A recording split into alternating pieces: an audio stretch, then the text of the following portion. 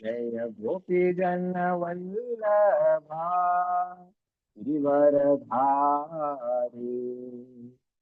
जय गोपी जन वल्लभा गिरिवरधारी। यशोधानंदन व्रज जन रंजन। यशोधानंदन व्रज जन रंजन। यमुन तीरावनचारी। यमुन तीरावनचारी। जय राधा माधवा कुंज बिहारी। जय गोपी जन वल्लभा गिरिवरधारी। यशोदानंदन व्रज जन रंजन। यशोदानंदन व्रज जन रंजन। यमुना तीरावनचारी।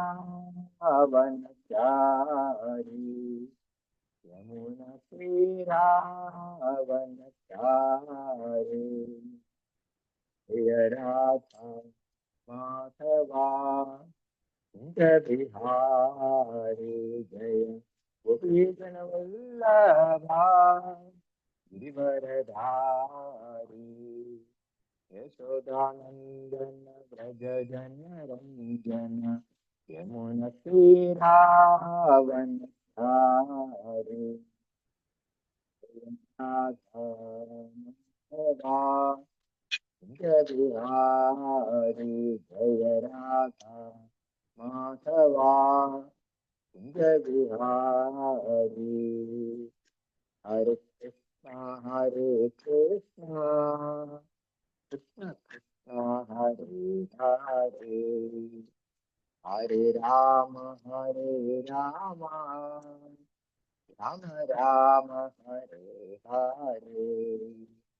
हरे कृष्णा कृष्ण कृष्ण हरे हरे। हरे राम राम राम हरे हरे। जय प्रभुपादा जय प्रभुपादा प्रभुपादा शिल प्रभुपादा। जय गुरुदेवा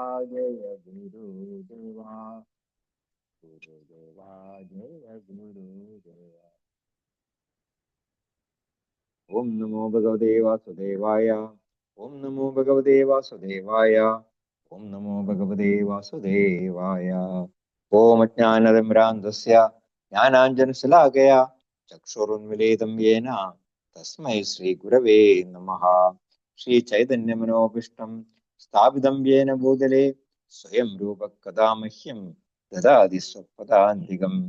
वन्देऽहं श्रीगुरो श्रीयुतपदकमलं श्रीगुरून् वैष्णवांश्च श्रीरूपं सागरजातं सगणरघुनाथान्वितं तं सजीवं साद्वैतं सावधूतं परिजनसहितं कृष्णचैतन्यदेवं श्रीराधाकृष्णपादान् सगणललिता श्रीविशाखान्वितांश्च।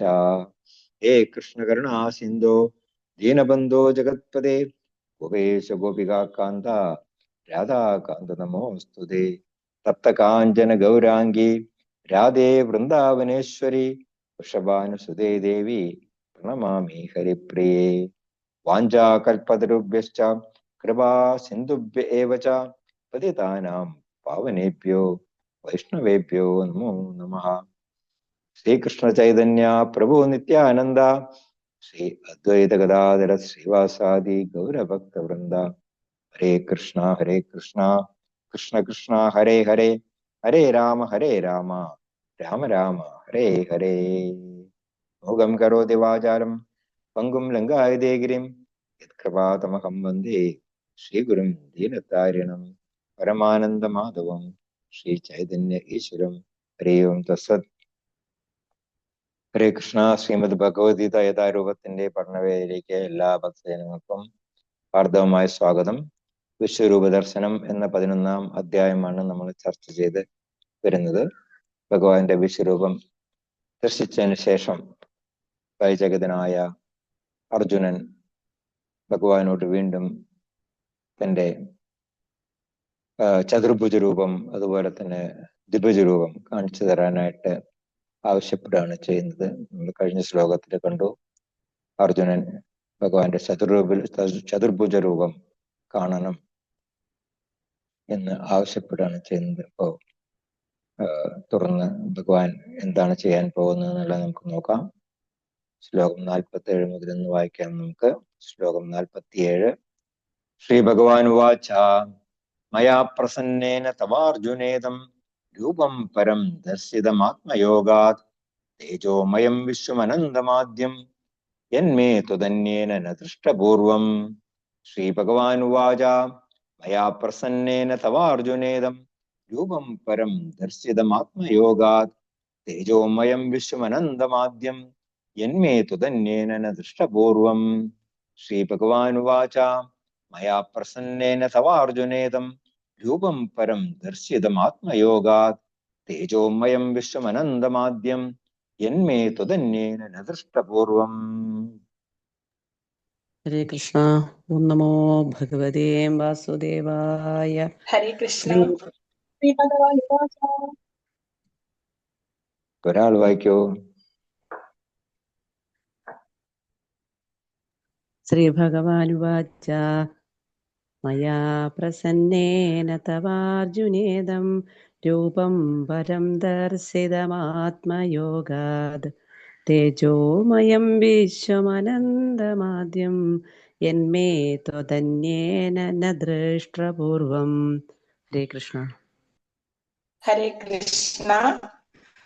ഓം നമോ ഭഗവതേ വാസുദേവാനുവാച മയാ പ്രസന്നേന തവാർജുനേദം രൂപം പരം ദർശിതമാത്മയോഗാത് തേജോമയം വിശ്വമനന്തമാദ്യം യന്മേ ത്വദന്യേന ന ദൃഷ്ടപൂർവം. ഹരേ കൃഷ്ണ. ഹരേ കൃഷ്ണ. പ്രഭു നമോ ഭഗവതേ വാസുദേവായ. ശ്രീ ഭഗവാനുവാച മയാ പ്രസന്നേന തവാർജുനേദം രൂപം പരം ദർശിതമാത്മയോഗാ തേജോമയം വിശ്വമനന്തമാദ്യം യന്മേ തദേ അന്യേന ദൃഷ്ടപൂർവം. ഹരേ കൃഷ്ണ. പ്രഭു. ഹരേ കൃഷ്ണ. ഓം നമോ ഭഗവതേ വാസുദേവായ. ശ്രീ ഭഗവാനുവാച മയാ പ്രസന്നേന തവാർജുനേദം രൂപം പരം ദർശിതം ആത്മയോഗാത് തേജോമയം വിശ്വമനന്തമാദ്യം യത്മേ ത്വദന്യേന ന ദൃഷ്ടപൂർവം. ഹരേ കൃഷ്ണ. ഹരേ കൃഷ്ണ. ഓം നമോ ഭഗവതേ വാസുദേവായ. ശ്രീ ഭഗവാനുവാച മയാ പ്രസന്നേന തവാർജുനേദം രൂപം പരം ദർശിതമാത്മയോഗാത് തേജോമയം വിശ്വമനന്തമാദ്യം യന്മേ ത്വദന്യേന ന ദൃഷ്ടപൂർവം. ഹരേ കൃഷ്ണ. ഹരേ കൃഷ്ണ. ഓം നമോ ഭഗവതേ വാസുദേവായ. ശ്രീ ഭഗവാനുവാച മയാ പ്രസന്നേന തവാർജുനേദം രൂപം പരം ദർശിതമാത്മയോഗാത് തേജോമയം വിശ്വമനന്തമാദ്യം യന്മേ ത്വദന്യേന ദൃഷ്ടപൂർവം. ഹരേ കൃഷ്ണ. ഹരേ കൃഷ്ണ. ഓം നമോ ഭഗവതേ വാസുദേവായ. ശ്രീ ഭഗവാനുവാച മയാ പ്രസന്നേന തവാർജുനേദം രൂപം പരം ദർശിതമാത്മയോഗാത് തേജോമയം വിശ്വമനന്തമാദ്യം യന്മേ തദന്യേന ദൃഷ്ടപൂർവം. ഹരേ കൃഷ്ണ. ഹരേ കൃഷ്ണ. ശ്രീല പ്രഭുവാര വിവർത്തനവും ഭാവാർത്ഥവും. ശ്രീ ഭഗവാൻ ഉവാച.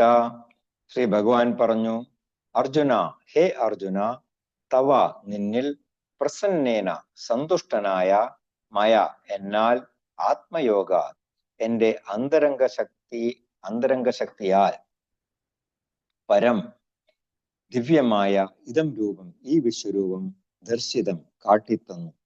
തേജോമയവും വിശ്വം നിറഞ്ഞു നിൽക്കുന്നതും അനന്തവും ആയ മേ എന്റെ യത് രൂപം ഈ രൂപം ത്വത് അന്യേന നീയല്ലാതെ മറ്റാരും തന്നെ ന ദൃഷ്ടപൂർവം മുൻപ് കണ്ടിട്ടില്ല. ശ്രീ ഭഗവാൻ പറഞ്ഞു, ഹേ അർജുന, നിന്നിൽ സന്തുഷ്ടനായ എന്നാൽ എന്റെ അന്തരംഗ ശക്തിയാൽ ദിവ്യമായ ഈ വിശ്വരൂപം കാട്ടിത്തന്നു. തേജോമയവും വിശ്വം നിറഞ്ഞു നിൽക്കുന്നതും അനന്തവും ആയ എന്റെ ഈ രൂപം നീയല്ലാതെ മറ്റാരും തന്നെ മുൻപ് കണ്ടിട്ടില്ല. അപ്പോ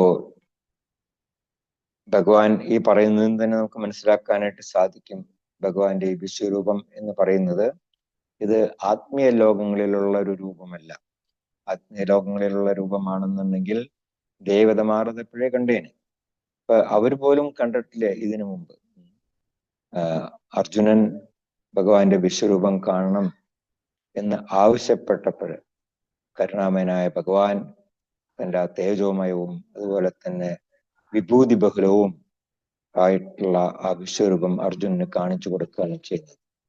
ഈ ഭൗതിക ലോകത്തിനും ഇതിനു മുമ്പും ആരും തന്നെ ഇത് കണ്ടിട്ടില്ല.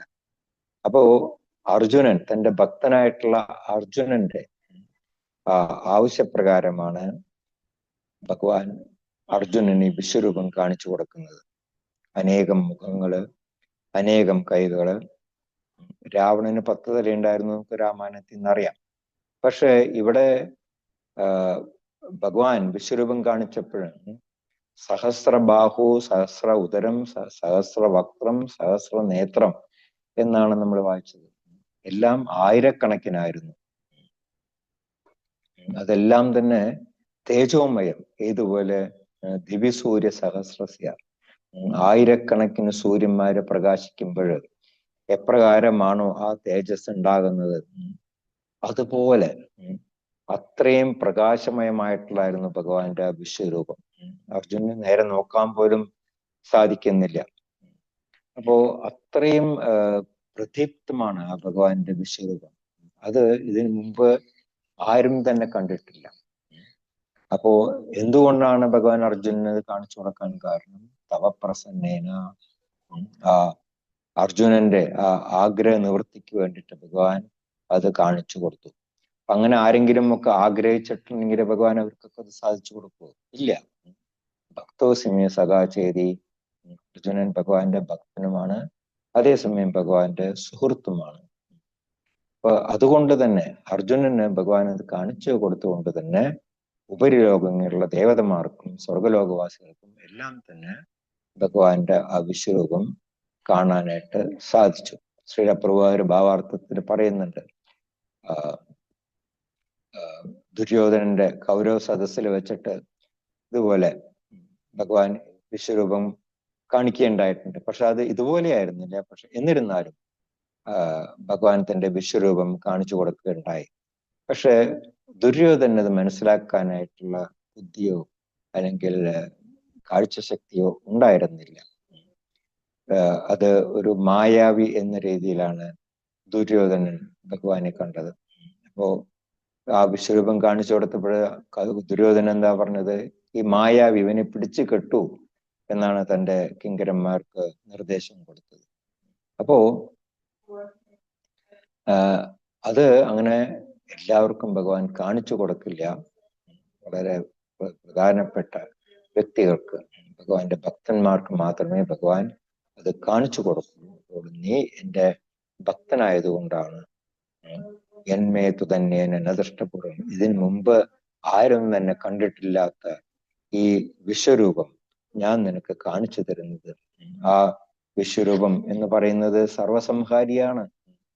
അത് അർജുനൻ അത് മനസ്സിലാകുകയും ചെയ്തു. ഭഗവാൻ അത് വിവരിച്ചു കൊടുക്കുന്നുമുണ്ട്. കാലോസ്മി ലോകക്ഷയകർ പ്രവൃത്ത. ഭഗവാൻ പറയുന്നുണ്ട്, സർവസംഹാരിയായിട്ടുള്ള കാലമാണ് ഞാൻ എന്ന് പറയുന്നുണ്ട്. വാസ്തവത്തിൽ അർജുനൻ ഒന്നും തന്നെ ചെയ്യേണ്ടതില്ല. അർജുനൻ അവിടെ നിന്നുകൊടുക്കുക മാത്രമേ വേണ്ടൂ. എല്ലാം ഭഗവാൻ തന്നെ ചെയ്യുന്നുണ്ട്. അപ്പോ അത്രയും അനന്തമായിട്ടുള്ള ആ വിശ്വരൂപം അത് ഭഗവാന്റെ കൃപ കൊണ്ട് അർജുനന് കാണാനായിട്ട് സാധിച്ചു. അർജുനന്റെ കൃപ കൊണ്ട് മറ്റുള്ളവർക്കും അത് കാണാനായിട്ട് സാധിച്ചു എന്നുള്ളതാണ് ഇവിടെ ഈ ശ്ലോകത്തിൽ പറയുന്നത്. ശ്ലോകം 48. ന വേദയജ്ഞാധ്യയനൈർന ദാനൈർ ന ച ക്രിയാഭിർന തപോഭിരുഗ്രൈർഹി ഏവം രൂപശക്യ അഹം നിർലോകേ ദൃഷ്ടും തുതന്യേന കുരുപ്രവീര. ന വേദയജ്ഞാധ്യയനൈർന ദാനൈർ ന ച ക്രിയാഭിർന തപോഭിരുഗ്രൈർഹി ഏവം രൂപഃ ശക്യ അഹം നൃലോകേ ദൃഷ്ടും തുതന്യേന കുരു പ്രവീര ന വേദയജ്ഞാധ്യയനൈർന ദാനൈർ ന ച ക്രിയാഭിർന തപോഭിരുഗ്രൈരേ ഏവം രൂപഃ ശക്യ അഹം നൃലോകേ ദൃഷ്ടും തുതന്യേന കുരു പ്രവീര.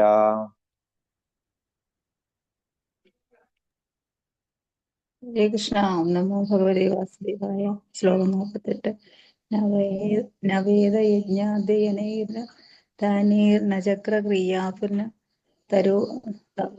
തപോഭിരുഗ്രൈ ഏവം രൂപശക്യ അഹം ലോക ദംഷ്ടും തദന്യേന കുരു പ്രവീര. ഹരേ കൃഷ്ണ. പ്രഭുജി.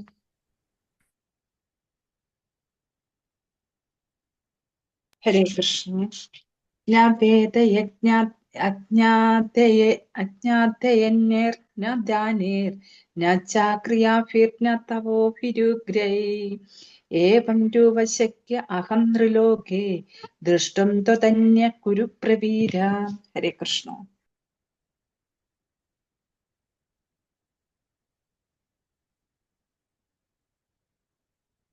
ഹരേ കൃഷ്ണ. ശീലപ്രഭുവാരുടെ വിവർത്തനം ഭാവാർത്ഥവും.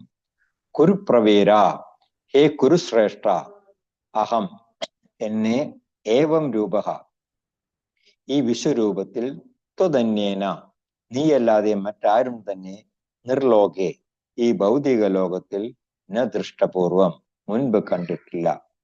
വേദയജ്ഞാധ്യയനൈഹി വേദാധ്യയനം, യജ്ഞം എന്നിവ കൊണ്ടോ, ദാനൈഹി ദാനങ്ങൾ കൊണ്ടോ, ക്രിയാഭിഹി പുണ്യകർമ്മങ്ങൾ കൊണ്ടോ, ഉഗ്രൈഹി ഉഗ്രങ്ങളായ, തപോഭിഹിച്ച കഠിന തപസ്സുകൊണ്ടോ, ന ശക്യം ഈ രൂപം ദൃശ്യമാവില്ല.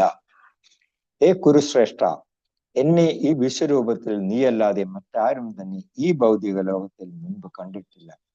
വേദാധ്യയനം, യജ്ഞം എന്നിവ കൊണ്ടോ, ദാനങ്ങൾ കൊണ്ടോ, പുണ്യകർമ്മങ്ങൾ കൊണ്ടോ, ഉഗ്രങ്ങളായ കഠിന തപസ്സുകൊണ്ടോ ഈ രൂപം ദൃശ്യമാവില്ല. ഭഗവാന്റെ ഈ ദിവ്യമായിട്ടുള്ള വിശ്വരൂപം അത് ആർക്കാണ് സാധ്യമാകുക കാണാനായിട്ട്? ഇവിടെ പറയുന്ന എന്താണ്? ശ്രീലപ്രഭുവായ ഭാവാർത്ഥത്തിൽ പറയുന്നുണ്ട്, ഒരു ദേവന്റെ നിലയിൽ എത്തിയവർക്ക് മാത്രമേ ഈ ദിവ്യ ദർശനം സാധ്യമാകൂ. ആരാണ് ദേവന്മാര്? അർജുനൻ ദേവനാണോ? പക്ഷെ അതിനുള്ള ഉത്തരവും ഇവിടെ പറയുന്നുണ്ട് ശ്രീലപ്രഭുവാദര്. വിഷ്ണു ഭക്ത സ്മൃതം ദേവാഹ, വിഷ്ണു ഭക്തന്മാര് എല്ലാവരും തന്നെ ആ ദേവന്മാരുടെ ലെവലിൽ എത്തിയവരാണ്. നാസ്തികര് അല്ലെങ്കിൽ വിഷ്ണുവില് വിശ്വാസം ഇല്ലാത്തവർക്കും, അതുപോലെ തന്നെ കൃഷ്ണന്റെ ആ വ്യക്തിശൂന്യ ഭാവത്തിൽ മാത്രം മഹത്വം ദർശിക്കുന്നവർക്കും ഈ ഭഗവാന്റെ ദിവ്യരൂപ ദർശനം സാധ്യമാവില്ല. അതുപോലെ തന്നെ ഭഗവാനെ അവഗണിക്കുക, അതേസമയം ഭഗവാന്റെ ദിവ്യ ദർശനം ലഭിക്കുകയും വേണം എന്ന് ആഗ്രഹിക്കുക, ഇത് രണ്ടും കൂടെ ചേർന്ന് പോകില്ല. നമ്മള് ഭഗവാന്റെ ആ സുപ്രീമസി അല്ലെങ്കിൽ ആ ഉയർന്ന ആ നില നമ്മൾ അംഗീകരിക്കണം. എങ്കിൽ മാത്രമേ നമുക്ക് ഭഗവാന്റെ ആ ദിവ്യരൂപം ദർശിക്കാൻ സാധിക്കുള്ളൂ. അതായത് ദൈവികത കൈവരിക്കുന്നവര് അല്ലെങ്കിൽ ദേവന്റെ നിലയിൽ എത്താത്തവർക്ക് ഭഗവാന്റെ ആ ദിവ്യ ദർശനം സാധ്യമല്ല എന്നാണ് ശ്രീലപ്രഭുവാര് പറയുന്നത്. അതേസമയം ദിവ്യ ദർശനം ഉള്ളവർക്ക് അർജുനൻ കണ്ടതുപോലെ ആ ഭഗവാന്റെ വിശ്വരൂപം ദർശിക്കാനായിട്ട് സാധിക്കും. ദുര്യോധനൻ കണ്ടിട്ട് പോലും ദുര്യോധനന് മനസ്സിലായില്ല ഭഗവാന്റെ വിശ്വരൂപ ദർശനം ആണ് എന്ന് മനസ്സിലായില്ല. അതേസമയം അർജുനൻ കണ്ടുടനെ തന്നെ മനസ്സിലായി, അർജുനൻ ഭഗവാനെ പ്രകീർത്തിക്കാനായിട്ട് തുടങ്ങി. അതാണ് ഭക്തന്മാരും ഭക്തരല്ലാത്തവരും തമ്മിലുള്ള വ്യത്യാസം. ഭക്തന്മാര് ഒരവസരം കാത്തു നിൽക്കുകയാണ് ഭഗവാനെ ഏത് രീതിയിൽ പ്രകീർത്തിക്കാം. അപ്പോ അർജുനൻ ആ ഭഗവാന്റെ ദിവ്യരൂപം കണ്ടപ്പോൾ ഒരുപാട് ശ്ലോകങ്ങളിൽ കൂടെ ഭഗവാനെ പ്രകീർത്തിക്കുകയുണ്ടായി. പറഞ്ഞത് തന്നെ വീണ്ടും വീണ്ടും പറഞ്ഞുകൊണ്ടേയിരുന്നു. കാരണം എന്താണ് പറയേണ്ടതെന്ന് അർജുനന് തന്നെ അറിഞ്ഞുകൂടാ. പറഞ്ഞ കാര്യങ്ങൾ തന്നെ വീണ്ടും വീണ്ടും അർജുനൻ പറഞ്ഞുകൊണ്ടേയിരുന്നു. അപ്പൊ അങ്ങനെ അർജുനൻ ഭഗവാനെ പ്രകീർത്തിച്ചു കൊണ്ടിരിക്കുകയാണ്. അപ്പോ അർജുനന് മുമ്പ് ആർക്കും തന്നെ ഈ രൂപത്തെ കുറിച്ചിട്ട് അറിവുണ്ടായിരുന്നില്ല. ന ദൃഷ്ടപൂർവം എന്നാണ് ഇവിടെ ഭഗവാൻ തന്നെ പറയുന്നത്. ഇതിനു മുമ്പ് ഞാൻ ആർക്കും കാണിച്ചു കൊടുത്തിട്ടില്ല അത്. അപ്പോ അർജുനന് ഭഗവാൻ ഈ വിശ്വരൂപം കാണിച്ചു കൊടുത്തപ്പോൾ ഇപ്പൊ നമുക്കും ഏകദേശം എന്താണ് ഭഗവാന്റെ വിശ്വരൂപം എന്നുള്ളതിനെ കുറിച്ചിട്ടുള്ള ഒരു ഏകദേശ ജ്ഞാനം നമുക്കും ലഭ്യമായി. ശരിക്കും ദിവ്യത്വമുള്ളവർ അവർക്കെല്ലാം തന്നെ ഭഗവാന്റെ വിശ്വരൂപം കാണുവാനായിട്ട് സാധിക്കും. കാരണം എന്താണ്? അവർക്കെല്ലാം അവരുടെ സ്വഭാവം അത് മുന്നോട്ട് പോകുമ്പോൾ 17-ാം അധ്യായത്തിൽ പറയുന്നുണ്ട്. അവരുടെ ദിവ്യമായിട്ടുള്ള സ്വഭാവം, അതുപോലെ തന്നെ ദിവ്യദൃഷ്ടി എന്ന് പറഞ്ഞിട്ടുണ്ടെങ്കിൽ കൺകെട്ടുകാരുടെ ദിവ്യദൃഷ്ടി അല്ല, ആത്മീയമായിട്ടുള്ള ദൃഷ്ടി അതുള്ളവർക്ക് മാത്രമേ ഭഗവാന്റെ ഈ തരത്തിലുള്ള ലീലകൾ കാണാനായിട്ട് സാധിക്കൂ. ഇവിടെ ചില പ്രധാനപ്പെട്ട പദങ്ങൾ ഈ ശ്ലോകത്തിൽ ഭഗവാൻ എടുത്ത് പറയുന്നുണ്ട്. നാ നാ നാ എന്നുള്ളത് 4 പ്രാവശ്യം എടുത്ത് പറയുന്നുണ്ട്. നാ വേദപഠനം കൊണ്ട് സാധ്യമല്ല. ന യജ്ഞങ്ങൾ അനുഷ്ഠിക്കുന്നതുകൊണ്ടും സാധ്യമല്ല. ന ദാനേഹി ദാനങ്ങൾ കൊടുക്കുന്നതുകൊണ്ടും സാധ്യമല്ല. ന ക്രിയാഭിഹി പുണ്യകർമ്മങ്ങള് ചെയ്യുന്നത് കൊണ്ടും ഈ ഭഗവാന്റെ വിശ്വരൂപം ദർശിക്കുവാനായിട്ട് സാധ്യമാകില്ല എന്ന് പറയുന്നു. ന ഉഗ്രൈഹി തപൈഹി ഉഗ്രമായ തപസ് അനുഷ്ഠിച്ചതുകൊണ്ടും പ്രയോജനമില്ല. വേദപഠനം എന്നൊക്കെ പറയുമ്പോൾ ഒരുപാട് വർഷങ്ങൾ ഈ വേദപഠനം നടത്തുന്ന സ്കൂളുകൾ നമുക്കറിയാം. വൃന്ദാവനത്തിലൊക്കെ പോയാൽ നിറയെ കാണാം. അതുപോലെ നമ്മുടെ നാട്ടിലും ഉണ്ട്, ഈ ഒറ്റപ്പാലം ആ ഭാഗത്തൊക്കെ ഉണ്ട്. അപ്പോ അവിടെ എല്ലാം കൊച്ചു കുട്ടികളായിരിക്കുമ്പോൾ തന്നെ കുട്ടികളെ ഈ വേദപഠനത്തിന് വേണ്ടിയിട്ട് കൊണ്ടുപോയി വേദപാഠശാലയിൽ ചേർക്കും. അപ്പോ ഒരു 10-20 വർഷം എടുക്കും അവർക്കത് വേണ്ട രീതിയിൽ അതിൻ്റെ ആ മീറ്ററിലെ ശ്ലോകങ്ങൾ ചൊല്ലാനും. കാരണം ഓരോ വേദങ്ങൾക്കും ഓരോ രീതിയിലുള്ള മീറ്ററാണ്. ഋഗ്വേദം, യജുർവേദം, സാമവേദം, അഥർവവേദം. അപ്പോ അതുകൂടാതെ പിന്നെ 18 പുരാണങ്ങൾ, 108 പ്രധാനപ്പെട്ട ഉപനിഷത്തുകൾ, പിന്നെ വേദാന്ത സൂത്രങ്ങള്, പിന്നെ മീമാംസകള്, കൽപ്പം, അങ്ങനെയുള്ള ഒരുപാട് മീമാംസകളുണ്ട്. അപ്പോ ഇതെല്ലാം തന്നെ ഭഗവാനെ മനസ്സിലാക്കാൻ വേണ്ടിയിട്ടാണ്. പക്ഷെ എന്നിരുന്നാലും ഇതിനെല്ലാം തന്നെ ഒരുപാട് സമയവും നമ്മളുടെ എല്ലാം തന്നെ എനർജിയും നമ്മൾ അതിനു വേണ്ടിയിട്ട് ചെലവഴിക്കണം. എങ്കിൽ മാത്രമേ വേദപഠനത്തിൽ കൂടെ നമുക്ക് ഭഗവാനെ കുറിച്ച് എന്തെങ്കിലും മനസ്സിലാക്കാനായിട്ട് സാധിക്കുള്ളൂ. അങ്ങനെ വേദപഠനങ്ങള് അനുഷ്ഠിക്കുന്നത് കൊണ്ട് പോലും ഭഗവാന്റെ ഈ ദിവ്യരൂപം കാണാനായിട്ട് സാധിക്കില്ല. ഭഗവാനെ തന്നെ മനസ്സിലാക്കാനായിട്ട് സാധിക്കുന്നില്ല. നമുക്കറിയാം, വൃന്ദാവനത്തിൽ ബ്രാഹ്മണര് അവര് യജ്ഞങ്ങൾ അനുഷ്ഠിച്ചു കൊണ്ടിരുന്നു, വേദപഠനങ്ങൾ അനുഷ്ഠിച്ചു കൊണ്ടിരുന്നു. പക്ഷെ ഭഗവാനും ബലരാമനും അവരുടെ വനത്തിൽ വന്ന സമയത്ത് അവർക്ക് ഭഗവാനെ മനസ്സിലാക്കാനായിട്ട് സാധിച്ചില്ല. പക്ഷെ യാതൊരു വിദ്യാഭ്യാസവും ഇല്ലാത്ത ബ്രാഹ്മണരുടെ പത്നിമാർക്ക് ഭഗവാനെ മനസ്സിലാക്കാനായിട്ട് സാധിച്ചു. അപ്പോ അങ്ങനെയുള്ള യജ്ഞങ്ങൾ കൊണ്ടോ അല്ലെങ്കിൽ വേദപഠനങ്ങൾ കൊണ്ടോ നമുക്ക് ഭഗവാനെ പൂർണ്ണമായിട്ടും മനസ്സിലാക്കാനായിട്ട് സാധിക്കില്ല. ഭഗവാനോടുള്ള ഭക്തി ഉണ്ടെങ്കിൽ മാത്രമേ നമുക്ക് സാധിക്കുള്ളൂ. പിന്നെ ദാനം ചെയ്യുന്നതുകൊണ്ട് ഭഗവാൻ നമുക്ക് ഇത് സാധിക്കുമോ? അതും സാധിക്കില്ല. എന്താണ് ദാനം എന്നുള്ളതും 17-ാം അധ്യായത്തിൽ പറയുന്നുണ്ട്. അതൊരു അതിന് അർഹതപ്പെട്ടവർക്ക് കൊടുക്കണം. അതുപോലെ തന്നെ അത് അർഹതപ്പെട്ട സ്ഥലത്ത് വെച്ച് കൊടുക്കണം. അതുപോലെ തന്നെ അർഹതപ്പെട്ട സമയത്ത് കൊടുക്കണം. ബ്രാഹ്മണർക്ക് കൊടുക്കണം, വൈഷ്ണവർക്ക് കൊടുക്കണം. അങ്ങനെ പല കാര്യങ്ങളും 17-ാം അധ്യായത്തിൽ പറയുന്നുണ്ട്. അപ്പോ നമ്മൾ ആർക്കെങ്കിലും വഴിയിൽ പോകുന്ന ഒരാളെ വെച്ച് ദാനം കൊടുത്തുകൊണ്ടൊന്നും നമുക്ക് ഭഗവത് സാക്ഷാത്കാരം സാധ്യമാകില്ല.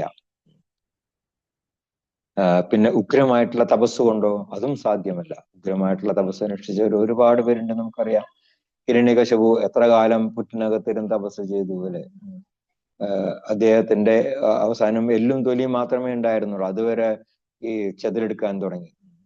പക്ഷെ ഭഗവാനെ മനസ്സിലാക്കാനായിട്ട് സാധിച്ചില്ല. രാവണൻ കഠിന തപസ്സുകൾ അനുഷ്ഠിച്ചു, പക്ഷെ രാവണനും ഭഗവാനെ മനസ്സിലാക്കാനായിട്ട് സാധിച്ചില്ല. അങ്ങനെ ഒരുപാട് പേര് തപസ് അനുഷ്ഠിച്ചിട്ടുണ്ട്, ഋഷിമാര് തപസ് അനുഷ്ഠിച്ചിട്ടുണ്ട്. പക്ഷെ പല ഋഷിമാരും ഭഗവാന്റെ ആ ബ്രഹ്മദർശനം മാത്രമേ അവർക്കെല്ലാം തന്നെ കിട്ടിയിട്ടുള്ളൂ.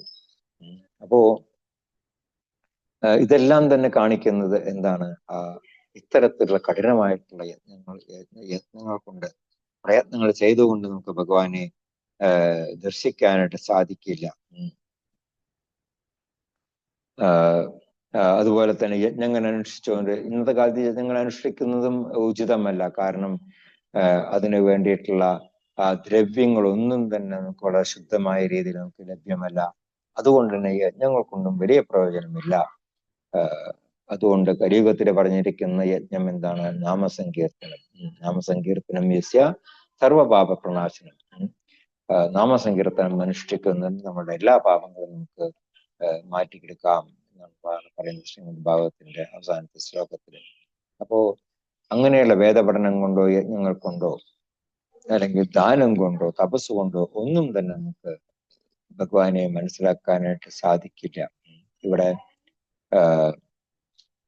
ഭഗവാൻ ഒരു പദം കൂടെ ഉപയോഗിച്ചിട്ടുണ്ട്, നിർലോകെ. ഈ ഭൗതിക ലോകത്തില് ആർക്കും തന്നെ ഇതിനു മുമ്പ് ഞാൻ കാണിച്ചു കൊടുത്തിട്ടില്ല. ഇപ്പൊ ഉപരിലോകങ്ങളിലവര് കണ്ടിട്ടുണ്ടോ? അവര് ഭഗവാന്റെ പലതരത്തിലുള്ള ദിവ്യരൂപങ്ങൾ കണ്ടിട്ടുണ്ട്. ഭഗവാന്റെ ഒരുപാട് ദിവ്യമായിട്ടുള്ള വൈകുണ്ഠ ഗ്രഹങ്ങള്, എണ്ണമറ്റ വൈകുണ്ഠ ഗ്രഹങ്ങളുണ്ട്. അവിടെ എല്ലാം ഭഗവാന്റെ ദിവ്യമായിട്ടുള്ള രൂപങ്ങളുണ്ട്. പക്ഷേ ഈ വിശ്വരൂപം എന്ന് പറയുന്ന ആ ഒരു രൂപം ഒരു വൈകുണ്ഠ ലോകങ്ങളിലും ഇല്ല. കാരണം അത് ഇവിടെ അർജുനന്റെ അറിവിന് വേണ്ടിയിട്ട്, നമ്മളുടെ എല്ലാം അറിവിന് വേണ്ടിയിട്ട് ഭഗവാൻ സർവചരാചരങ്ങളിലും അതുപോലെ തന്നെ എല്ലാ ലോകങ്ങളിലും നിറഞ്ഞു നിൽക്കുന്നു എന്നുള്ളത് നമുക്ക് ബോധ്യപ്പെടുത്താൻ വേണ്ടിയിട്ടാണ് ഭഗവാൻ ഈ വിശ്വരൂപം കാണിച്ചു തന്നത്. ഭക്തരല്ലാത്തവർക്ക് ഭക്തി വളർത്തിയെടുക്കാനും അതുപോലെ തന്നെ ഭക്തി ഉള്ളവർക്ക് അവരുടെ ഭക്തിയിൽ ദൃഢത ലഭിക്കാനും വേണ്ടിയിട്ടാണ് ഭഗവാൻ വിശ്വരൂപം അർജുനന് കാണിച്ചു കൊടുത്തത്. അപ്പൊ ഭഗവാനെ മനസ്സിലാക്കണം എന്നുണ്ടെങ്കിൽ ഭക്തി ഒന്നുകൊണ്ട് മാത്രമേ സാധ്യമാകുകയുള്ളൂ. ഭക്ത്യാ മാം അഭിജാനാതി എന്ന് ഭഗവാൻ തന്നെ പറയുന്നുണ്ട്. ഭക്തി കൊണ്ട് മാത്രമേ എന്നെ മനസ്സിലാക്കാനായിട്ട് സാധിക്കുള്ളൂ. മറ്റുള്ള ഒരു തരത്തിലുള്ള പ്രോസസ് കൊണ്ട് നമുക്ക് ഭഗവാനെ മനസ്സിലാക്കാനായിട്ട് സാധിക്കില്ല എന്നുള്ളതാണ് ഈ ശ്ലോകത്തിന്റെ സാരാംശം. ശ്ലോകം 49. മാത്തേ വ്യഥാമാച്ച വിമൂഢഭാവോ ദൃഷ്ട്വാ രൂപം ഘോരമീദൃങ്മമേദം വ്യപേതഭീതി പ്രീതമാന പുനസ്ത്വം തദേവ മേ രൂപമിദം പ്രപശ്യ. മാത്തേ വ്യഥാമാച്ച വിമൂഢഭാവോ ദൃഷ്ട്വാ രൂപം ഘോരമീദൃങ്മമേദം വ്യാപേതഭീ പ്രീതമാനാ പുനസ്ത്വം തദേവ മേ രൂപമിദം പ്രപശ്യ. മാത്തേ വ്യഥാമാച്ച വിമൂഢഭാവോ ദൃഷ്ട്വാ രൂപം ഘോരമീദൃങ്മമേദം വ്യാപേതഭീ പ്രീതമാനാ പുനസ്ത്വം തദേവ മേ രൂപമിദം പ്രപശ്യ. ഹരേ കൃഷ്ണ. ഓ നമോ ഭഗവതേ വാസുദേവായ. മാതേ വൃഥാ മാച വിമൂഢഭാവോ ദൃഷ്ട്വാ രൂപം ഘോരമീദൃങ്മമേദം വ്യപേതഭീപ്രീതമനാ പുനസ്ത്വം തദേവ മേ രൂപമിദം പ്രപശ്യ. ഹരേ കൃഷ്ണ. ഹരേ കൃഷ്ണ. ഓ നമോ ഭഗവതേ വാസുദേവായ. മാതേ വൃഥാ മാച വിമൂഢഭാവോ ദൃഷ്ട്വാ രൂപം ഘോരമിദൃങ്മമേദം വ്യാപ്തേ വിപ്രീതമനാ പുനസ്ത്വം തദേവ മേ രൂപമിദം പ്രപശ്യ. ഹരേ കൃഷ്ണ. ഹരേ കൃഷ്ണ. മാത്തേ ഭ്രതാമാച വിമൂഢഭാവോ ദൃഷ്ടാരൂപം ഘോരമിദൃക്മമേതം വൃപേതഭീപ്രീതമനാ പുനസ്തം തദേവ മേ രൂപമിദം പ്രവിശ്യ. ഹരേ കൃഷ്ണ. ഹരേ കൃഷ്ണ. മാതേ വ്യഥാമാച വിമൂഢഭാവോ ദൃഷ്ട്വാ രൂപം ഘോരമീദൃങ്മമേദം വ്യപേതഭീപ്രീതമനാ പുനസ്ത്വം തദേവ മേ രൂപമിദം പ്രപശ്യ. ഹരേ കൃഷ്ണ. ഹരേ കൃഷ്ണ. മാതേ വൃഥാ മാച വിമൂഢഭാവോ ദൃഷ്ടാരൂപം ഘോരമീദൃങ്മമേദം വൃപേതഭീപ്രീതമനാ പുനസ്ത്വം തദേവ മേ രൂപമിദം പ്രപശ്യ.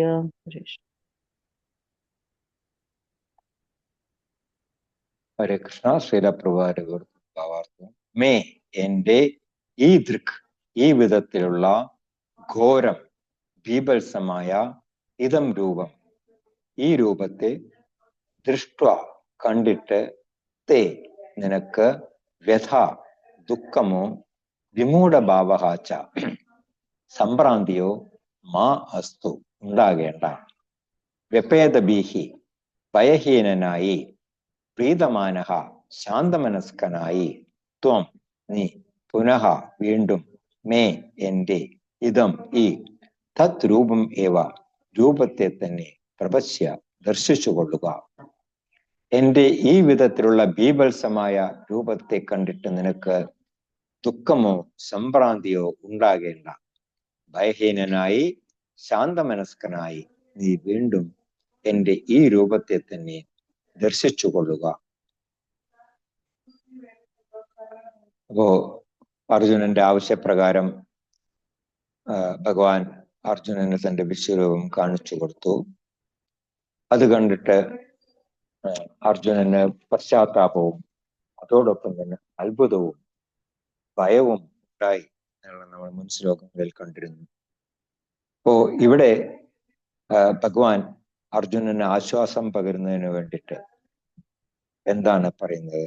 നിനക്ക് ദുഃഖമുണ്ടാവണ്ട, നിനക്ക് സംഭ്രാന്തി വേണ്ട, നിനക്ക് ഭയവും വേണ്ട. കാരണം എന്താണ്? ഭഗവാൻ ഭക്തവത്സലനാണ്. അദ്ദേഹം എല്ലാ രീതിയിലും തന്റെ ഭക്തന്മാരെ തൃപ്തിപ്പെടുത്താനായിട്ട് ശ്രമിക്കും. ഭക്തരാണെങ്കിലോ ഭക്തര് എല്ലാ രീതിയിലും ഭഗവാനെ തൃപ്തിപ്പെടുത്താനായിട്ടും ഭഗവാൻ ആനന്ദം പകരാനുമായിട്ട് ശ്രമിച്ചു കൊണ്ടിരിക്കും. ഇപ്പോ ഭക്തര് ഭഗവാനോട് എന്തെങ്കിലും ആവശ്യപ്പെടുകയാണെന്നുണ്ടെങ്കിൽ അത് ഭക്തന് ഉത്തമമായിട്ടൊരു കാര്യമാണ് എന്ന് ഭഗവാന് ബോധ്യപ്പെട്ടു കഴിഞ്ഞിട്ടുണ്ടെങ്കിൽ ഭഗവാൻ അത് ഏത് വിധേനയും സാധിച്ചു കൊടുക്കും. അർജുനനോട് തന്നെ പല രീതിയിലും ഏതൊക്കെ രീതിയിലാണ് അർജുനൻ, പാണ്ഡവര്, ദ്രൗപദി ഇവരോടെല്ലാം ഭഗവാൻ ഏതൊക്കെ രീതിയിലാണ് അവരോട് കരുണ കാണിച്ചത് എന്നുള്ളത് നമുക്ക് മഹാഭാരതത്തിൽ നിന്ന് മനസ്സിലാക്കാനായിട്ട് സാധിക്കും. അപ്പോ അവർക്ക് വേണ്ടിയിട്ട് ഭഗവാൻ എന്തും തന്നെ ചെയ്യും. നമുക്കറിയാം, ഗോകുലത്തില് ഭഗവാൻ കുട്ടിയായിരുന്ന സമയത്ത് യശോദ മാതാവ്, നന്ദ മഹാരാജാവ് ഇവരെല്ലാം തന്നെ ഭഗവാനെ അങ്ങേയറ്റം സ്നേഹിച്ചിരുന്നു. വാത്സല്യഭാവത്തിലായിരുന്നു അവരെല്ലാവരും. അപ്പൊ അവർക്ക് വേണ്ടിയിട്ട് കൊച്ചു കുട്ടിയായിരിക്കുമ്പോ തന്നെ കൃഷ്ണൻ സേവനം എന്തൊക്കെ സേവനം ചെയ്യാൻ പറ്റും അതെല്ലാം ചെയ്യാൻ വളരെ ഉത്സുകനായിരുന്നു. ചിലപ്പോ യശോദ മാതാവ് വെണ്ണ കടയുന്ന സമയത്ത് പറയും, കൃഷ്ണ പോയിട്ട് ആ പാത്രം എടുത്തു കൊണ്ടുവരൂ എന്ന് പറയുമ്പോൾ വലിയ പാത്രമായിരിക്കും. അത് കൃഷ്ണൻ താങ്ങി പിടിച്ചുകൊണ്ട് കൊണ്ടുവരുന്ന, നമ്മൾ സീരിയലിലൊക്കെ കണ്ടിട്ടുണ്ട്, താങ്ങി പിടിച്ചുകൊണ്ട് കൊണ്ടുവരുന്ന വഴി അത് എവിടെയെങ്കിലുമൊക്കെ വീഴും വഴിയില്. വീണ്ടും വെറുതെ പൊക്കി പിടിച്ചുകൊണ്ട് അങ്ങനെ പിച്ച വെച്ച് വരുന്നത് നമ്മൾ കണ്ടിട്ടുണ്ട്. അപ്പൊ കൊച്ചു കുട്ടിയായിരിക്കുമ്പോ തന്നെ ഭഗവാൻ സേവനോത്സുകനായിരുന്നു. നന്ദ മഹാരാജാവ് പറയും, കൃഷ്ണ നീ പോയിട്ട് എന്റെ പാതുകം എടുത്തുകൊണ്ട് വാ. അപ്പോ നമ്മളൊക്കെ വിചാരിക്കും പോലെ നമ്മളുടെയൊക്കെ വീട്ടിന്റെ എൻട്രൻസിലിരിക്കുന്ന പോലത്തെ പാതുകം അല്ല നന്ദ മഹാരാജാവിന്റെ. നമുക്കറിയാം നന്ദ മഹാരാജാന്റെ വലിപ്പം എത്രയായിരുന്നു എന്നുള്ളത്. മഹാഭാരതത്തിൽ പറഞ്ഞിട്ടുണ്ട്, കുന്തി ദേവിയുടെ ഉയരം എത്രയായിരുന്നു? 21 അടി ഉയരമായിരുന്നു. ഭോപ്പാലിൽ പോയി എപ്പോഴും കാണാം ഒരു ശിവലിംഗമുണ്ട്, 22 അടി ഉയരമുള്ള ഒരു ശിവലിംഗം. അപ്പോ കുന്തി ദേവിക്ക് അത് അഭിഷേകം ചെയ്യാനായിട്ട് സാധിച്ചിരുന്നില്ല ദ്വാപരയുഗത്തില്. അപ്പോ ഭീമസേനനാണ് അഭിഷേകം ചെയ്തിരുന്നത് കുന്തി ദേവിക്ക് വേണ്ടിയിട്ട്. കാരണം ഭീമസേനന് 22 അടിയിൽ കൂടുതൽ ഉയരം ഉണ്ടായിരുന്നു. അപ്പൊ അതുപോലെ തന്നെയായിരുന്നു ഈ മഹാഭാരതത്തിലെ ഓരോ കഥാപാത്രങ്ങളുടെയും വലുപ്പം എത്രയായിരുന്നു എന്നുള്ളത് നമുക്ക് മഹാഭാരതത്തിൽ നിന്ന് അറിയാനായിട്ട് സാധിക്കും. അപ്പോൾ അങ്ങനെയുള്ള നന്ദ മഹാരാജാവിന്റെ ആ പാതുകം എന്ന് പറയുമ്പോൾ എത്രത്തോളം ഉണ്ടായിരിക്കും. അപ്പോൾ അത് ഭഗവാൻ എടുത്ത് കയ്യിൽ പിടിച്ചുകൊണ്ട് വരാനായിട്ട് സാധിക്കുന്നില്ല. അപ്പൊ അതിനടുത്ത് തലയിൽ വെച്ച് കൊണ്ടുവന്നിട്ട് അങ്ങനെ നന്ദ മഹാരാജാവിനെ സമർപ്പിക്കാറുണ്ട്. അപ്പോ ഭഗവാൻ ഏതൊക്കെ രീതിയിൽ ഭക്തവത്സലനായിരുന്നു, തന്റെ ഭക്തർക്ക് വേണ്ടിയിട്ട് ഭഗവാൻ ഏതൊക്കെ രീതിയിൽ സേവനം അനുഷ്ഠിച്ചിരുന്നു ഇതെല്ലാം അതിനുള്ള ഉദാഹരണങ്ങളാണ്. അപ്പൊ തിരിച്ചും അവരതുപോലെ തന്നെ ഭഗവാനെ അവരെത്രത്തോളം സ്നേഹിച്ചിരുന്നു എന്നുള്ളത് നമുക്കറിയാനായിട്ട് സാധിക്കും. ഭഗവാൻ ആ കാളിയന്റെ വായിൽ അകപ്പെട്ടപ്പോൾ യശോദാമാതാവ് യമുനയുടെ അടുത്ത് ചാടാനായിട്ട് തയ്യാറായി. കാരണം അത്രത്തോളം ഉണ്ടായിരുന്നു ഭഗവാനോടുള്ള ആ സ്നേഹം. അതുപോലെ തന്നെ അക്രൂരർ വന്നിട്ട് ഈ ഭഗവാനെയും ബലരാമനെയും മധുരയ്ക്ക് കൊണ്ടുപോകുന്ന സമയത്ത് ഗോപികമാരെല്ലാവരും തന്നെ അവരെല്ലാം മൃതപ്രായരായിരുന്നു, അവരെല്ലാം മരിച്ചതിന് തുല്യമായിരുന്നു. രാധാറാണി പറയുന്നുണ്ട്, ഞാൻ ഇപ്പോഴേ മരിച്ചു കഴിഞ്ഞു എന്ന് പറയുന്നുണ്ട്. അപ്പൊ അത്രയും അതീവ സ്നേഹമുള്ളവരായിരുന്നു അവരെല്ലാം തന്നെ ഭഗവാനോട്. അപ്പോ അർജുനൻ യുദ്ധം നിശ്ചയിച്ചതിന് ശേഷം അർജുനൻ കൃഷ്ണനെ കാണാൻ വേണ്ടി പോയിട്ടുണ്ടായിരുന്നു. അപ്പോ അവിടെ ചെല്ലുമ്പോ അവിടെ ദുര്യോധനും എത്തിയിട്ടുണ്ടായിരുന്നു. അപ്പോ ദുര്യോധനൻ ഭഗവാന്റെ തലയ്ക്കും അതുപോലെ തന്നെ അർജുനൻ തൃപ്പാദത്തിന്റെ വശത്തും അനിരിപ്പായി. ഭഗവാൻ ഉറങ്ങുമായിരുന്നു, അപ്പൊ ഉണരുന്നതും കാത്തങ്ങനെ ഇരിപ്പായി.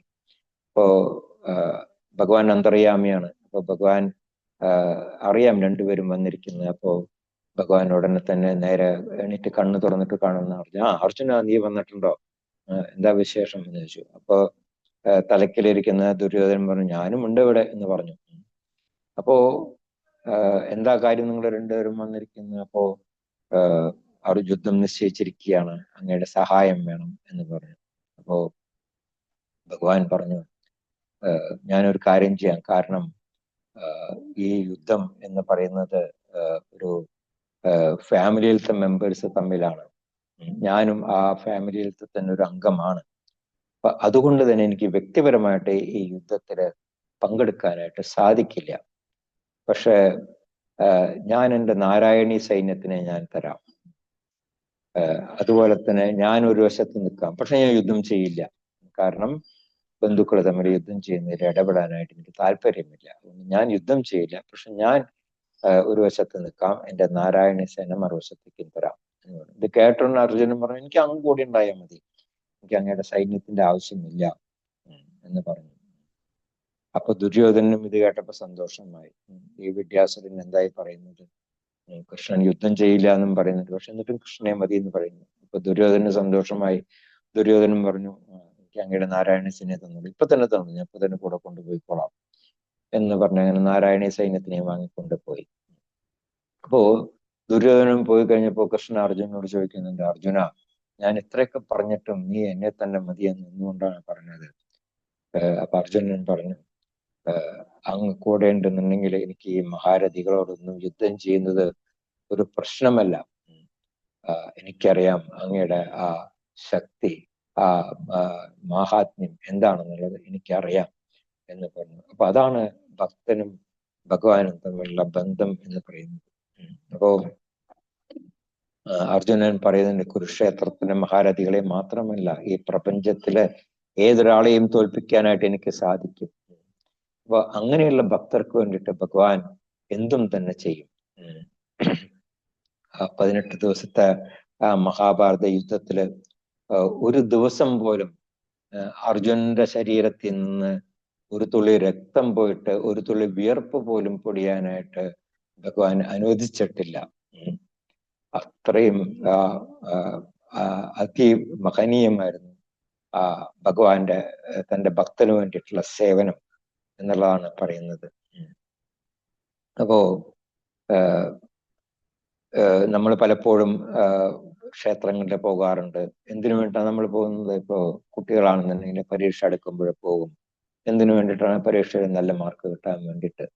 വലിയവരാണെന്നുണ്ടെങ്കിൽ ഒരു പുതിയ ജോലിക്ക് ചേരുന്നതിന് മുമ്പോട്ട് ഭഗവാനോട് പറയും, എനിക്ക് ജോലിയിൽ നല്ല ശമ്പളം കിട്ടണം, ജോലി സുഗമമായിട്ടിരിക്കണം എന്ന് പറയും. അപ്പൊ അങ്ങനെ പലരും പൈസ ഇല്ലാത്തവര് പൈസയ്ക്ക് വേണ്ടിയിട്ട് പോകും, പൈസയുള്ളവർ കൂടുതൽ പൈസയ്ക്ക് വേണ്ടിയിട്ട് പോകും. നമ്മളെല്ലാവരും തന്നെ ഓരോരോ ഡിമാൻഡുകളായിട്ടാണ് നമ്മൾ ഭഗവാനെ കാണാനായിട്ട് പോകുന്നത്. പക്ഷെ നമ്മള് രൂപഗോസ്വാമി പറയുന്നത് എന്താണ്? അന്യാഭിലാഷിത ശൂന്യം. നമ്മൾ യാതൊരു ഡിമാൻഡും ഇല്ലാതെ നമ്മൾ ഭഗവാന് വേണ്ടിയിട്ട് ഭക്തിയുത സേവനം അനുഷ്ഠിക്കണം എന്നുള്ളതാണ് പറയുന്നത്. അപ്പോൾ ഭഗവാൻ നമുക്ക് വേണ്ടതെല്ലാം തന്നെ തരും. സുദാമ വിപ്രൻ ദ്വാരകയിൽ പോയ സമയത്ത് അദ്ദേഹം യാതൊന്നും തന്നെ ഭഗവാനോട് ആവശ്യപ്പെട്ടില്ല. പക്ഷെ ഭഗവാൻ അറിയാമായിരുന്നു തൻ്റെ സുഹൃത്തിന്റെ ആ സമയത്ത് സ്ഥിതി എന്താണെന്നുള്ള അറിയാമായിരുന്നു. ഭഗവാൻ എന്ത് തന്നെ കൊടുത്തില്ല, കൊട്ടാരം, റാണിമാര് എല്ലാം തന്നെ കൊടുത്തു. സുദാമ വിപ്രന്റെ പത്നിയെ പോലും ഒരു റാണിയാക്കി മാറ്റി. അപ്പോ ഭക്തർക്ക് വേണ്ടിയിട്ട് ഭഗവാൻ എന്തെല്ലാം തന്നെ ചെയ്യില്ല എന്നുള്ളതിന് ഉത്തമ ഉദാഹരണങ്ങളാണ് ഇതെല്ലാം. അപ്പോ വിശ്വരൂപം കാണിച്ചു കൊടുക്കുമ്പോൾ അവിടെ ദ്രോണര്, ഭീഷ്മാചാര്യര്, അവരെല്ലാം തന്നെ ആ ഭഗവാന്റെ ആ വിശ്വരൂപത്തിന്റെ ആ പല്ലുകൾക്കിടയിൽപ്പെട്ട് ഞെരിയുന്നത് കാണാമായിരുന്നു. അപ്പോ അവരെല്ലാം തന്നെ എന്താണ്, അവര് നല്ല ആൾക്കാരല്ല, അവരെല്ലാം നല്ല ആൾക്കാരായിരുന്നു. അവരെന്ത് ചെയ്തു? ദ്രോഹങ്ങള്. അവര് വേണ്ട സമയത്ത് വേണ്ടത് ചെയ്തില്ല എന്നുള്ളതാണ് അവരുടെ തെറ്റ്. ആ ദ്രൗപദിയുടെ വസ്ത്രാക്ഷേപം ചെയ്ത സമയത്ത് ഇവരെല്ലാവരും തന്നെ പ്രതികരിച്ചില്ല. അവരെല്ലാം തന്നെ അത് കണ്ടുകൊണ്ടിരുന്നു. അതാണ് അവർ ചെയ്ത തെറ്റ്. അപ്പോ നമ്മൾ ഒരിക്കലും ഒരു അനീതി കണ്ടു കഴിഞ്ഞിട്ടുണ്ടെങ്കിൽ നമ്മൾ അത് കണ്ണടയ്ക്കാൻ പാടില്ല, നമ്മൾ അതിനെതിരെ പ്രതികരിക്കണം എന്നുള്ളതാണ് ഇതിൽ നിന്നെല്ലാം ഭഗവാൻ നമുക്ക് കാണിച്ചു തരുന്നത്.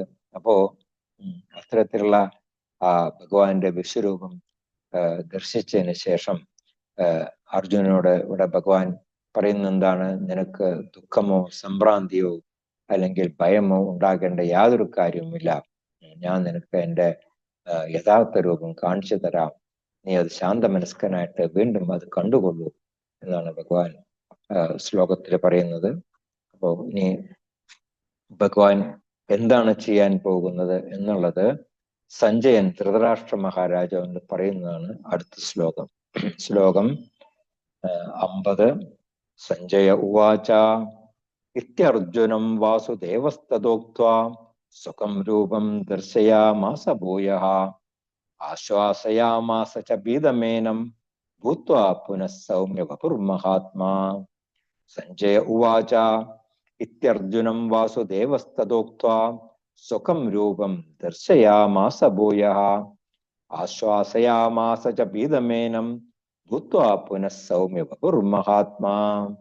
സഞ്ജയ ഉവാച ഇത്യർജുനം വാസുദേവസ്തദോക്ത്വാ സുഖം രൂപം ദർശയാമാസ ഭൂയഃ ആശ്വാസയാമാസ ച ഭീതമേനം ഭൂത്വാ പുനഃ സൗമ്യ വപുർമഹാത്മാ.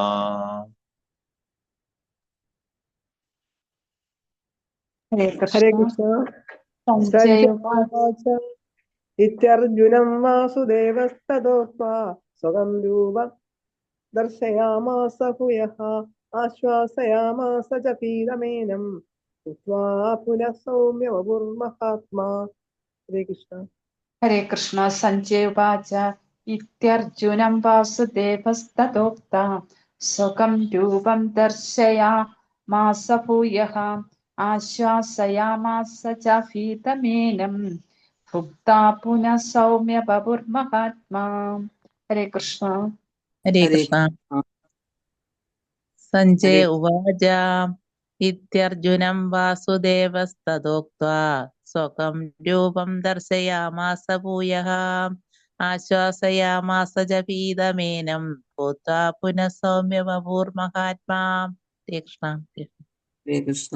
സഞ്ജയ ഉവാച ഇത്യാർജുനം വാസുദേവസ്തദോക്ത്വാ സ്വകം രൂപം ദർശയാമാസ ഭൂയഃ ആശ്വാസയാമാസ ച ഭീതമേനം ഭൂത്വാ പുനഃ സൗമ്യ വപുർമഹാത്മാ. ഹരേ കൃഷ്ണ. ഹരേ കൃഷ്ണ. ശ്രീരാപ്രഭാരുടെ വിവർത്തനം ഭാവാർത്ഥവും. സഞ്ജയ ഉവാച, സഞ്ജയൻ പറഞ്ഞു, ഇതി ഇപ്രകാരം, അർജുനനോട് ഉക്ത്വ പറഞ്ഞിട്ട്, വാസുദേവ പരമദിവ്യോത്തമ പുരുഷനായ കൃഷ്ണൻ ഭൂയഃ വീണ്ടും തഥാ തന്റെ യഥാർത്ഥമായ സുഖം രൂപം ചതുർഭുജ രൂപത്തെ ദർശയാമാസ കാണിച്ചു. പുനഃ പിന്നീട് ഭീതനായിരുന്ന ഏനം മഹാത്മാ അർജുനന് ആശ്വാസയാമാസ ധൈര്യം വരുത്തുവാനായി പുനഃ പിന്നെയും സൗമ്യവപുഹു ഇരു കൈകളോടും കൂടിയ സുന്ദരരൂപനായി ഭൂത്വ ഭവിക്കുകയും ചെയ്തു. സഞ്ജയൻ പറഞ്ഞു, ഇപ്രകാരം അർജുനനോട് പറഞ്ഞിട്ട് പരമദിവ്യോത്തമ പുരുഷനായ കൃഷ്ണൻ വീണ്ടും തന്റെ യഥാർത്ഥമായ ചതുർഭുജ രൂപത്തെ കാണിച്ചു. പിന്നീട് ഭീതനായിരുന്ന അർജുനന് ധൈര്യം വരുത്തുവാനായി പിന്നെയും ഇരു കൈകളോട് കൂടിയ സുന്ദര രൂപനായി ഭവിക്കുകയും ചെയ്തു.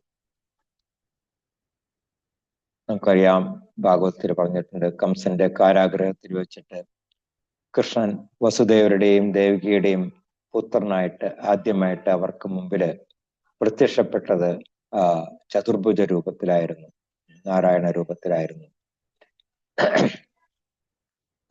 അതിനുശേഷം അവരുടെ അപേക്ഷ അനുസരിച്ചിട്ട് ഭഗവാൻ ഒരു സാധാരണ മനുഷ്യ ശിശുവിന്റെ രൂപം കൈക്കൊണ്ടു.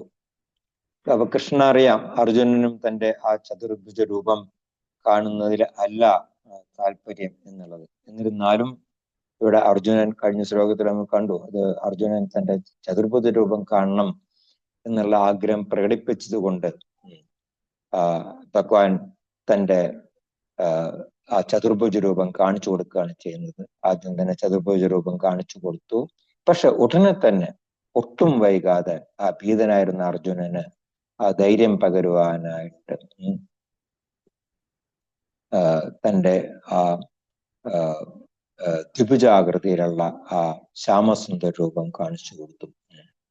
അപ്പൊ ഇവിടെ രണ്ട് പദങ്ങളാണ് ഉപയോഗിച്ചിരിക്കുന്നത്, സ്വകം രൂപം, അതുപോലെ തന്നെ സൗമ്യവപുഹു. അപ്പൊ സ്വകം രൂപം എന്ന് പറഞ്ഞിട്ടുണ്ടെങ്കിൽ ചതുർഭുജ രൂപത്തെയാണ് ഇവിടെ ഉദ്ദേശിക്കുന്നത്. സൗമ്യവപുഹു എന്ന് പറയുമ്പോൾ ആ ശ്യാമസുന്ദര രൂപത്തിലുള്ള ആ ഭഗവാന്റെ രണ്ട് കൈകളോട് കൂടിയിട്ടുള്ള രൂപം, ഏറ്റവും സുന്ദരമായിട്ടുള്ള രൂപം, നമ്മുടെ ഭക്തരെല്ലാവരും തന്നെ കാണാൻ ആഗ്രഹിക്കുന്ന രൂപം. അപ്പോ ഇത് രണ്ടും തന്നെ പ്രാധാന്യമാണ്. ഭഗവാനെ വിഷ്ണു രൂപത്തിൽ ആരാധിക്കുന്നവരുമുണ്ട്, ഭഗവാനെ ശ്യാമസുന്ദര രൂപത്തിൽ ആരാധിക്കുന്നവരും ഉണ്ട്. ശ്രീമദ് ഭാഗവതത്തിന്റെ 4-ാം സ്കന്ധത്തില് മഹാദേവൻ പ്രജേതസ്സുകളോട്, പ്രാചീന പരിയുടെ പുത്രന്മാരായിട്ടുള്ള പ്രജേതസ്സുകളോട് അവർ തപസ്സനുഷ്ഠിക്കാൻ പോകുമ്പോൾ ഭഗവാനെ കുറിച്ച് നടത്തുന്ന ഒരു വർണ്ണനയുണ്ട്. അപ്പൊ അവിടെ ചതുർഭുജ രൂപത്തിനെ കുറിച്ചിട്ടാണ് വർണ്ണിക്കുന്നത്. പ്രീതി പ്രഹൃതിത പാശപാംഗം അളകൈ രൂപശോഭിതം ലസത് പങ്കജ കിഞ്ചൽക്ക ദുകൂലം പൃഷ്ടകുണ്ടലം സ്ഫുരത് കിരീടവളയ ഹാരനൂപുരമേഖലം ശംഖചക്ര ഗദാപത്മ മാലാമണി ഉത്തമൃദ്ധിമത് എന്ന് പറയുന്നുണ്ട്. അപ്പോ പ്രീതി പ്രഹസിതാപാംഗം, ഭഗവാൻ നടക്കുമ്പോൾ അതിന്റെ ആ കടക്കണ്ണുകൾ കൊണ്ട് ഇരുവശത്തോട്ടും അങ്ങനെ ദൃഷ്ടി പായിച്ചുകൊണ്ട് ആണ് നടക്കുന്നത്. നേരെ നോക്കിക്കൊണ്ടല്ല നടക്കുന്നത്, ഇരുവശത്തും നിൽക്കുന്നവരെല്ലാം അങ്ങനെ ദർശിച്ചുകൊണ്ട് അവർക്കെല്ലാം ദർശനം നൽകിക്കൊണ്ട് അങ്ങനെ ഭഗവാൻ നടക്കണം. നടത്തത്തിനും ഒരു പ്രത്യേകതയുണ്ട്. അപ്പോ അളകൈഹി, ആ ഭഗവാന്റെ ചുരുണ്ട മുടികൾ അങ്ങനെ ഇങ്ങനെ കാറ്റിലിങ്ങനെ പാറിക്കളിക്കുകയാണ് ചെയ്യുന്നത്. അങ്ങനെ രൂപം ശോഭിതം, ആ അതീവ സുന്ദരമായിട്ടുള്ള ആ തിളങ്ങുന്ന രൂപത്തോട് കൂടിയിട്ട് രസത് പങ്കജ കിഞ്ചൽക്ക, ആ താമരയിതള് പോലെയുള്ള ഭഗവാന്റെ ആ കണ്ണുകൾ അതെല്ലാം അങ്ങനെ പ്രകാശിക്കുന്നുണ്ട്. പിന്നെ ദുകൂലം, ഭഗവാന്റെ വസ്ത്രമാണെന്നുണ്ടെങ്കിലോ അതും അങ്ങനെ കാറ്റില് പാറിക്കളിക്കുന്നുണ്ട്. പിന്നെ കുണ്ടലം, കാതിലണിഞ്ഞിരിക്കുന്ന ആ മകരകുണ്ടലങ്ങള്, അതും അതിമനോഹരമായിരുന്നു. പിന്നെ സ്ഫുരത് കിരീട, ആ ശിരസിലിരിക്കുന്ന ആ കിരീടം, അതും അങ്ങനെ അത്യുജ്വലമായിട്ട് തിളങ്ങുന്ന കിരീടം. വളയ, കൈകളിൽ അണിഞ്ഞിരിക്കുന്ന വളകള്. പിന്നെ ഹാരം, കഴുത്തിലണിഞ്ഞിരിക്കുന്ന മാല, വനമാല, അതുപോലെ തന്നെ വൈജയന്തി മാല, പിന്നെ മറ്റു മുത്തുമാലകള്, ഇതെല്ലാം തന്നെ അതീവ മനോഹരമായിരുന്നു. പിന്നെ നൂപുരം, കാലിലണിഞ്ഞിരിക്കുന്ന ആ കൊലുസ്, അതും അങ്ങനെ ടിക് ടിക് ശബ്ദം ഉണ്ടാക്കിക്കൊണ്ടിരിക്കുന്ന നൂപുരം. അങ്ങനെ അതിമനോഹരമായിട്ടുള്ള ആ ഭഗവാൻ തന്റെ 4 കൈകളിൽ ശംഖ, ചക്ര, ഗദ, പത്മ ഇതെല്ലാം തന്നെ ധരിച്ചുകൊണ്ട് അങ്ങനെ വ്രജത്തിൽ കൂടെ നടന്നു പോകുമ്പോൾ ഏതൊരാളും അങ്ങനെ നോക്കിക്കൊണ്ട് നിൽക്കും എന്നതാണ് പറയുന്നത്. അപ്പോ അത്രയും അതീവ മനോഹരമായിട്ടുള്ള ആ ചതുർഭുജ രൂപത്തിന് ഇവിടെ മഹാദേവൻ പ്രജേതസ്വരോട് വർണ്ണിച്ചു കൊടുക്കുന്നുണ്ട്. അതേസമയം തന്നെ ആ ഭഗവാന്റെ ഇരുകൈകളോടും കൂടിയിട്ടുള്ള ആ രൂപത്തിനെ പറ്റിയിട്ട് ബ്രഹ്മസംഹിതയിൽ നമുക്കറിയാൻ വർണ്ണിച്ചിരിക്കുന്നത്, വേണും കൊണന്ന മരവിന്ദ ദളായതാക്ഷം ബർഹാവതംസം അസീത അംബുദ സുന്ദരാംഗം എന്ന് പറയുന്നുണ്ട്. ചുണ്ടില ആ വേണു, ആ മുരളി പിടിച്ചുകൊണ്ട്, പിന്നെ അരവിന്ദ ദളായതാക്ഷം, ആ താമരപ്പൂ പോലെയുള്ള കണ്ണുകള്, പിന്നെ ബർഹ മയിൽപ്പീലി തലയിൽ ചൂടിക്കൊണ്ട്, പിന്നെ സുന്ദരാംഗം, അമ്പുത സുന്ദരാംഗം, താമരപ്പൂ പോലെയുള്ള ശരീരം, അത് ഏതുപോലെ എന്നാ പറയുന്നത്? കന്ദർപ്പ കോടി കമനീയ വിശേഷ ശോഭം എന്നാ പറയുന്നത്. അത് ഒരു കാമദേവനെ പറ്റി തന്നെ പറയുന്നത് വളരെ അതിമനോഹരമായിട്ടാണ് പറയുന്നത്. അപ്പൊ അങ്ങനെയുള്ള കോടിക്കണക്കിന് കാമദേവന്മാര് വരികയാണെന്നുണ്ടെങ്കിൽ അവരുടെ എത്രത്തോളം ശോഭ എത്രത്തോളം ഉണ്ടാകും, അത്രത്തോളം അതിമനോഹരമായിട്ടുള്ള ഭഗവാന്റെ ആ രൂപത്തിനെ പറ്റി വർണ്ണിക്കുന്നുണ്ട്. ഭഗവാൻ അതുകൊണ്ട് മദനമോഹൻ എന്നാണ് വേറൊരു പേര് പറയുന്നത് തന്നെ. മദനനെ പോലും മോഹിപ്പിക്കുന്ന വ്യക്തിയാണ് ഭഗവാൻ.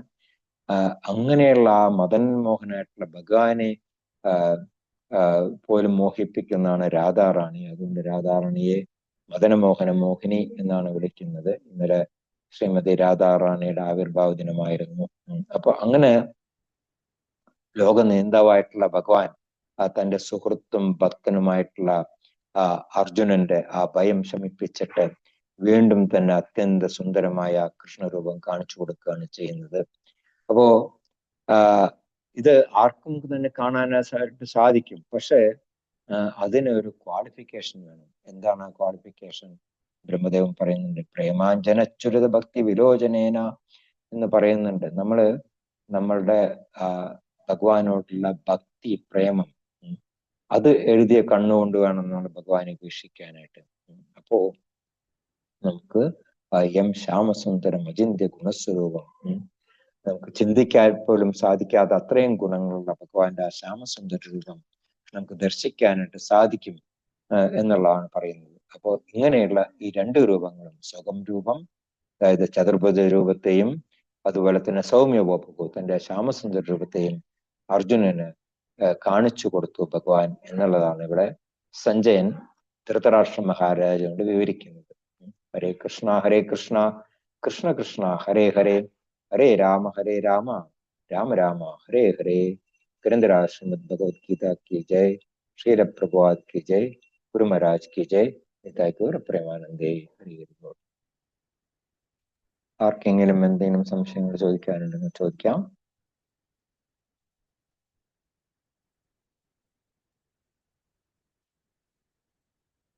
ഹരേ കൃഷ്ണ. ജയ് ശ്രീ അനന്ത പത്മനാഭ സ്വാമിക്ക് ജയ്. ഹരേ കൃഷ്ണ. മായാപ്പൂർ ഡാമിൽ നിന്നാണ് പ്രഭുജി ഉള്ളത്. ഇത്രയും നേരം കേട്ടത് മായാപ്പൂർ ഡാമിൽ നിന്നാണ് നമുക്ക് ഈ ശബ്ദം കിട്ടിയത്. എന്തെങ്കിലും സംശയങ്ങളുണ്ടെങ്കിൽ ചോദിക്കാം.